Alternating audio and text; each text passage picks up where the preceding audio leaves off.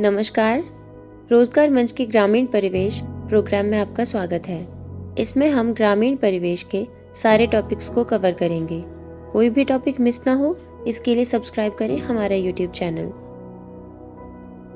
आज हम जानेंगे पंचायती राज व्यवस्था के बारे में। पंचायती राज के गठन व उसके सशक्तिकरण की अवधारणा महात्मा गांधी के दर्शन पर आधारित है।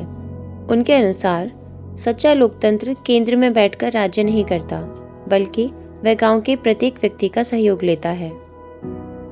हर साल 24 अप्रैल को पंचायती राज दिवस मनाया जाता है। इसका कारण है 73वां संविधान संशोधन अधिनियम 1992, जो कि 24 अप्रैल 1993 से प्रभाव में आया।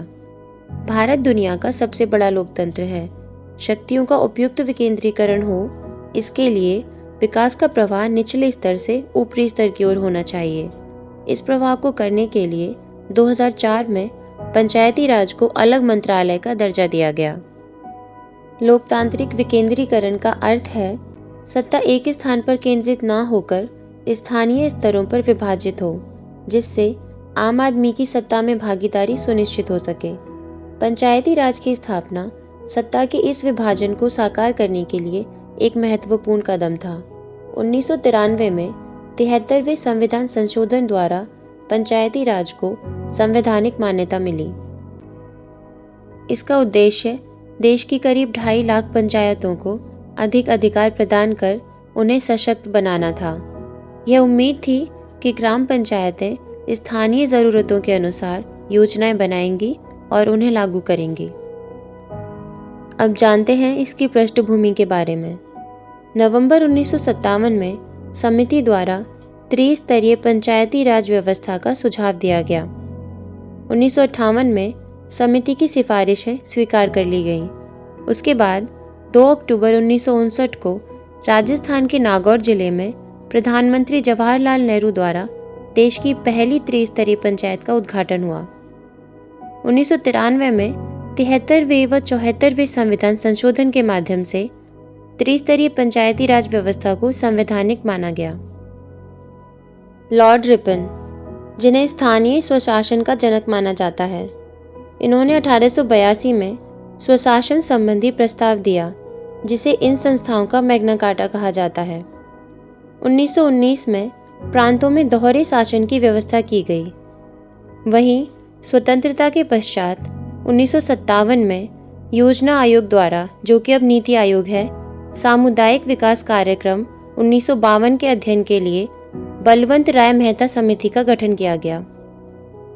3 स्तरों में ग्राम पंचायत, जो कि ग्राम स्तर पर है, पंचायत समिति, जो कि मध्यवर्ती स्तर पर है, और जिला परिषद, जो कि जिला स्तर पर है, शामिल हैं।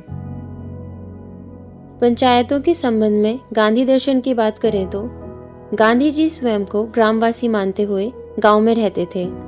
उन्होंने गांव की ज़रूरतें पूरी करने के लिए संस्थाएं कायम की और लोगों की प्रत्येक स्थिति सुधारने का प्रयास किया।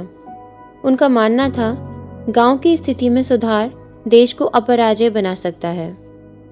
इसीलिए संविधान में अनुच्छेद 40 में गांधी जी की कल्पना के अनुसार ही ग्राम पंचायतों के संगठन की व्यवस्था की गई है। अब जानते हैं कुछ महत्वपूर्ण समितियों के बारे में। अशोक मेहता समिति। इस समिति ने अपनी रिपोर्ट 1978 में सौंपी और 2 स्तरीय प्रणाली का सुझाव दिया। पहला जिला समिति या जिला परिषद, दूसरा मंडल पंचायत। डॉक्टर जीवी के राव समिति।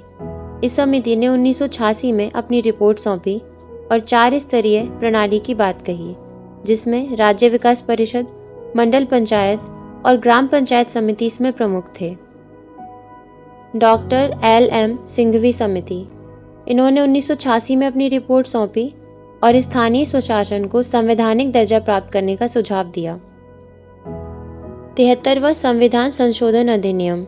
इस अधिनियम द्वारा संविधान में भाग 9 जोड़ा गया।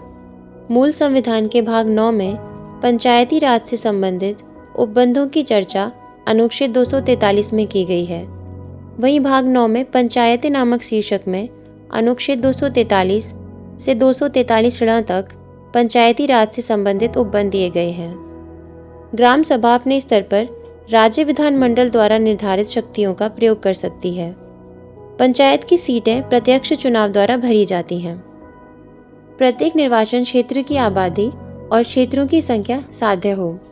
वहीं अनुच्छेद 243 घ में एसटीज और एससीज के लिए सीटों का आरक्षण दिया गया है। पंचायत सीटों का आरक्षण आबादी के अनुपात में होगा और एसटी या एससीज महिलाओं के लिए आरक्षित सीटें 1/3 से कम नहीं होंगी। अब बात करते हैं 74वें संविधान संशोधन अधिनियम 1992 की, जिसके द्वारा नगर पालिकाओं को संवैधानिक माना गया। इस संशोधन के माध्यम से संविधान में भाग 9 क यानी 9A जोड़ा गया और ये 1 जून 1993 से प्रभाव में आया। वहीं अनुच्छेद 243 त, य व छ तक नगर पालिकाओं से संबंधित उपबंध दिए गए हैं। अनुच्छेद 243 थ में नगर पालिकाओं के 3 स्तरों के बारे में उपबंध हैं। पहला, नगर पंचायत, ऐसे क्षेत्र जो गांव से शहर में परिवर्तित हों।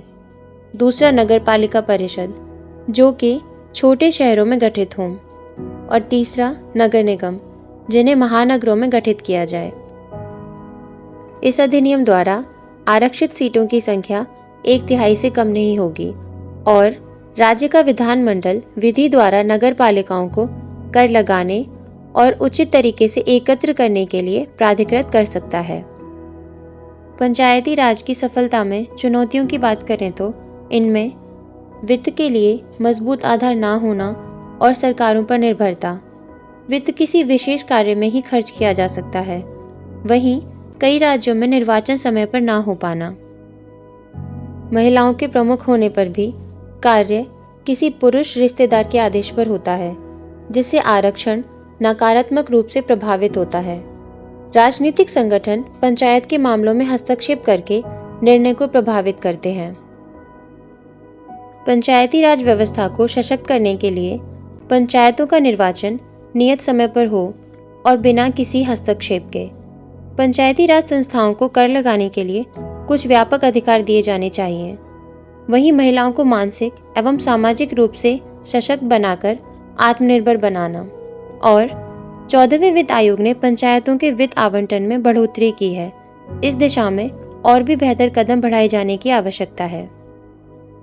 अगर वीडियो पसंद आए तो कमेंट सेक्शन में ज़रूर बताएं और लाइक और शेयर करना ना भूलें। धन्यवाद।